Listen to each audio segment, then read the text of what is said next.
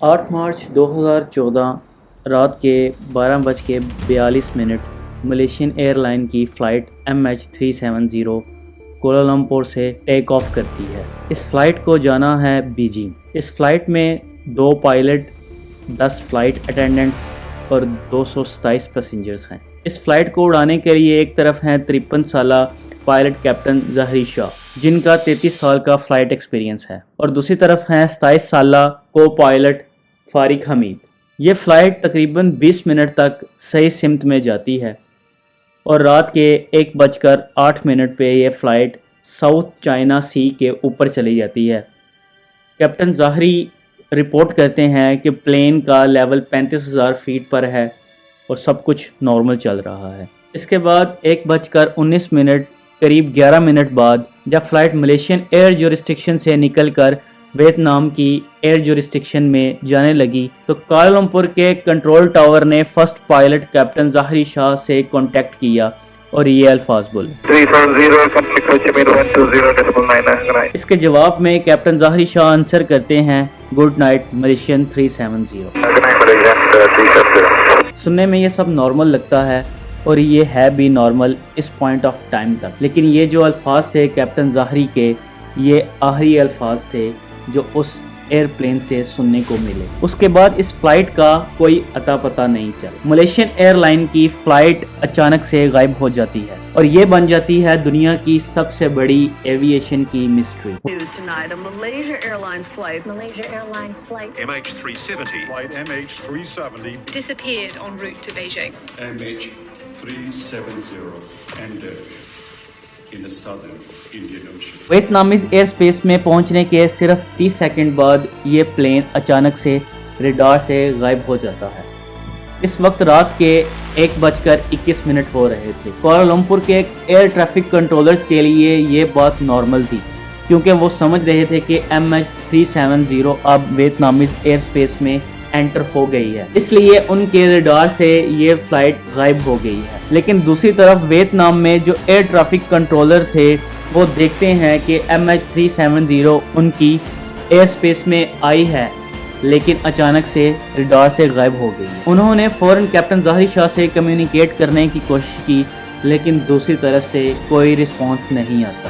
بار بار کوشش کرنے کے 18 منٹ بعد ویتنامیز ایئر کنٹرولر کوالالمپور کو بتا دیتے ہیں کہ MH370 اچانک سے غائب ہو گئی۔ اب عام طور پر ایسی سچویشن میں کوالالمپور کی جو ایروناٹیکل ریسکیو کوارڈینیشن سینٹر ہے اسے نوٹیفائی کیا جانا چاہیے تھا 1 گھنٹے کے اندر کہ یہاں سے پلین غائب ہو گیا ہے، لیکن انہیں 4 گھنٹے بعد انفارم کیا جاتا ہے۔ صبح کے 6:32 ہوتے ہیں۔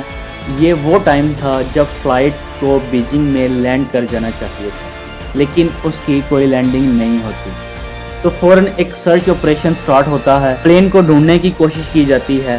یہ پلین ملیشیا سے بیجنگ جا رہا تھا تو بیچ میں ساؤتھ چائنا سی آتا ہے، تو اس آپریشن میں ساؤتھ چائنا سی کے بیچ میں پلین کو ڈھونڈنے کی کوشش کی جاتی ہے۔ اس آپریشن میں کئی ملکوں کی انویسٹیگیشن ٹیمز بھی حصہ لیتی ہیں۔ 34 شپس اور 28 ایئر کرافٹس 7 ڈفرنٹ کنٹریز کی اس پلین کو ڈھونڈنے کی کوشش کرتے ہیں لیکن پلین کا کوئی نام و نشان تک نہیں ملتا۔ 4 دن بعد پتہ چلتا ہے کہ پلین سویلین ریڈار سے غائب ہو گیا تھا لیکن اسی رات ایک ملٹری ریڈار نے اس پلین کو سپاٹ کیا تھا، اور ریڈار کے مطابق یہ جہاز آخری بار دیکھا گیا تھا 2:22 پر، اور اس کی لوکیشن ساؤتھ چائنا سی میں نہیں تھی بلکہ ملیشیا کے ویسٹ میں ملاکا اسٹریٹ میں تھی، یعنی کہ بیجنگ سے بالکل الٹی طرف۔ اس کے بعد یہ جہاز نہ تو ملٹری ریڈار میں آتا ہے اور نہ ہی سویلین ریڈار میں آتا ہے۔ اس خبر کو سن کے سب شوق میں تھے کہ پلین کے ساتھ آخر ہوا کیا، اچانک غائب کیسے ہو گیا۔ اگلے کچھ دنوں بعد ایک نیا ثبوت ملتا ہے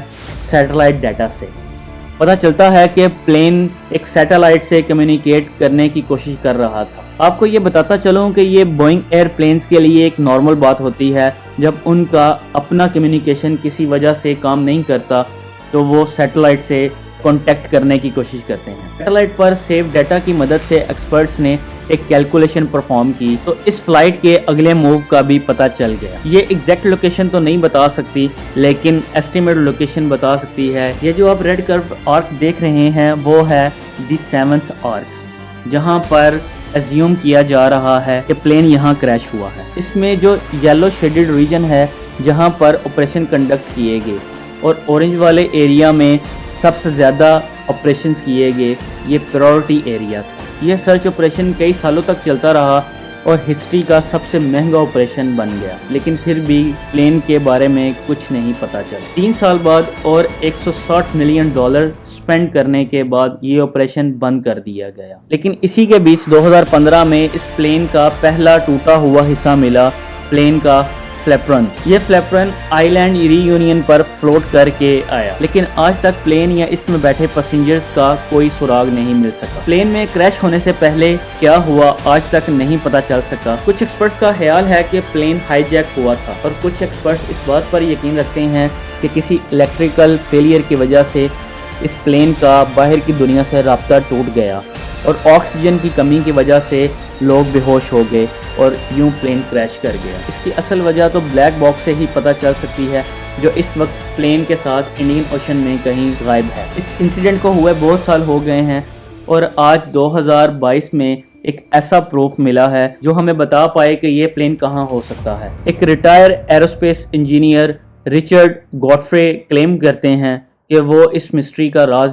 اب جان چکے ہیں۔ انہوں نے ریڈیو ویو ٹیکنالوجی کو استعمال کر کے کچھ کیلکولیشنز کی۔ Free combined data from British Inmarsat satellites, figures from Boeing, Australian oceanographers, and new WhisperNet amateur radio wave technology. I've been then tracking back through the data, and out of that tracking MH370. I'm sure they will be able to find the app. ان کی calculation کے مطابق MH370 7th arc کے اوپر ہی لائے کرتا ہے اور 4 kilometre under water ہے۔ اب آپ پوچھیں گے کہ اس ایریا کو تو آلریڈی سرچ کیا جا چکا تھا، صحیح بات ہے، پر ہو سکتا ہے کہ انہوں نے وہ ایریا مس کر دیا ہو جہاں پر ابھی پلین پڑا ہوا ہے۔ لیکن رچرڈ کو اپنی کیلکولیشن پر اتنا بھروسہ ہے کہ انہوں نے 40 نوٹیکل مائلز کی ایکوریسی پر ایگزیکٹ لوکیشن کو پن پوائنٹ کر دیا ہے کہ کہاں پر یہ پلین ہوگا سمندر کے نیچے۔ تو شاید ہو سکتا ہے کہ آنے والے ٹائم میں اس مسٹری کا راز ہم کو پتہ چل جائے۔ اگر آپ کو میری ویڈیو پسند آئی ہے تو اس ویڈیو کو لائک کریں